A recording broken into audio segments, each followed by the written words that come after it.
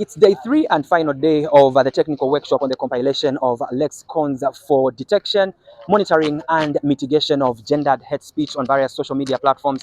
And the participants of this particular workshop came from about 4 to 5 different countries, which include Zambia, the Central Republic, Uganda, Kenya, and Tanzania. And the sole purpose of this workshop was to identify or come up with words that are mostly used on various social media platforms to perpetuate gendered hate speech on various social media platforms. And the task today for these participants is to simply agree on these particular words. And this is what was done today. Usage of lexicons is well understood in context and needs to be understood in context, because there are some lexicons that are applied to people when they are actual descriptive words, but you'd have to understand the context of who is using it to be able to understand that it's a lexicon that is applied for hate speech. I'm just going to give 1 or 2 examples. For example, in Uganda, if you come from Rwanda, they'll say you're Munyarwanda, and it's just a descriptive. But if you're told that you are a Munyarwanda, or they say this Munyarwanda, even if you come from Rwanda, in many contexts, it is to look down on the fact that you're not a Ugandan or you're not deserving of what you are sitting on or something of a nature. So that context coming out was very important. So on behalf of Kenya, first I will start with a general observation before I touch on a few terms. The general observation is that we felt that this list was a bit outdated because we had a 50-50 feel of some terms we did agree with, and some of the terms we actually had to strike out. And we struck out quite a good number. So that's why I am saying we were torn. So it was more of 50-50. We also felt that some words are not hate speech. So we did cancel out some of the words that are not hate speech, like kipusa, jaba, kibeki, from this list that we can see here.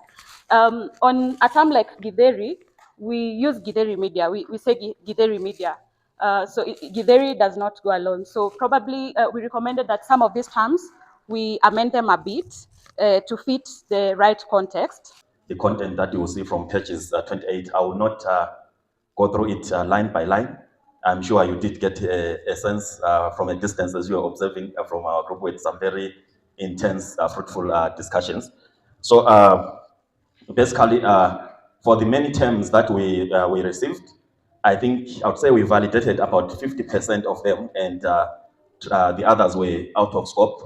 They are not used anyway. Some of them were taken out of context. There are some which are quite positive, but I think because of the distortions, then were then misrepresented. You also note that most of the derogatory of the hate speech content is in 2 languages, Bemba and Chinyanja, and this gives you an idea of the setup in Zambia, where, like in Lusaka, those are the 2 major languages spoken.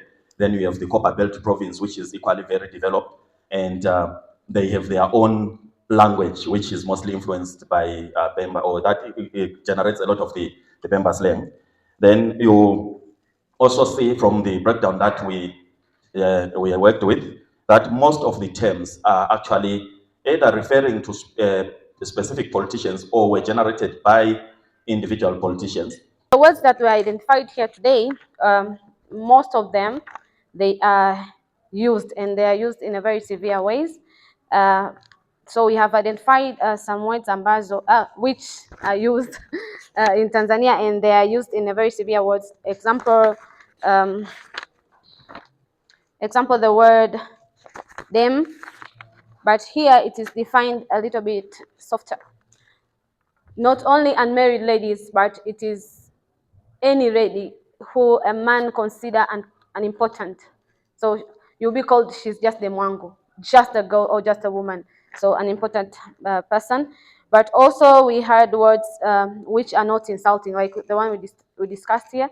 It is used every day, but it is not insulting, like mamantilie. So maybe they are trying to escape Basata.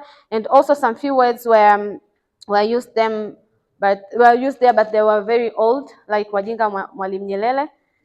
We are not choosing them right now because some people do not even know Mwalimu Nyerere. In exclusive interviews, some participants from the participating countries have described the 3-day technical workshop as insightful and informative owing to the fact that it came at a time when most social media platforms were being used to perpetuate hate speech, and that when compiled, the lexicons would help curb hate speech, especially among women. My name is Kasti Misheni. I'm a Kenyan youth, and we have been here for a 3-day workshop where we have been able to tackle issues to do with hate speech and social media. And honestly, this is a platform and a conversation probably that every young person out here should be should get seriously concerned on, because if we look at the statistics, the greatest perpetrators of hate speech on social media are the young people. I'm one. This is not being biased or something, but we are the people who most of the time engage on social media. So once we have such conversations that we have had, it means that we should be concerned on what is changing. What are lexicons? What are the legalities of making bad sentiments against a community, against a person, against a country? All this is for us to digest. Very much. My name is Javier Silas Omagor. I work for African Center for Media Excellency and the New Vision newspaper, all this based in Kampala. And my experience here in this wonderful conference has been mouth-watering in so many ways. We've learned so many lexicons that we have been ignoring and thinking that it's just normal and socially acceptable way of communication. But we've noticed from our training here, from our interactions, that we need as civil societies, as media, and also as government and players to see it to see to it that we combat the use of lexicons, especially those that are targeting women, and they come in various forms. Because at the end of the day, we've noticed that so many women stay away from mainstream politics, for example, from leadership, even when they have the right policies, the right plans, and ideas that should be brought on table to transform our societies, to transform our continent. They decided to shy away simply because they know that when I come out, I will be called a prostitute. When I come out, I will be body shamed, name called, and this kind of thing. So most women who are potential leaders stay away from leadership simply because of this. And Levi Mwanawasa Regional Center for Democracy and Good Governance Director, Dr. Jean-Paul Quimonyo, has appealed to the participants to continue collaborating with the organization, adding that this was just the first step in the compilation of lexicons to curb hate speech on various social media platforms. Our call for them is to continue to collaborate with us, because we cannot develop this project without having people on the ground that live day-to-day situation online in particular. But also from our side, it's just a first step. Because at the end of the day, what we want to do, we want to make an observatory on hate speech against women in the region. And for that, we need to have partners that work in the domain.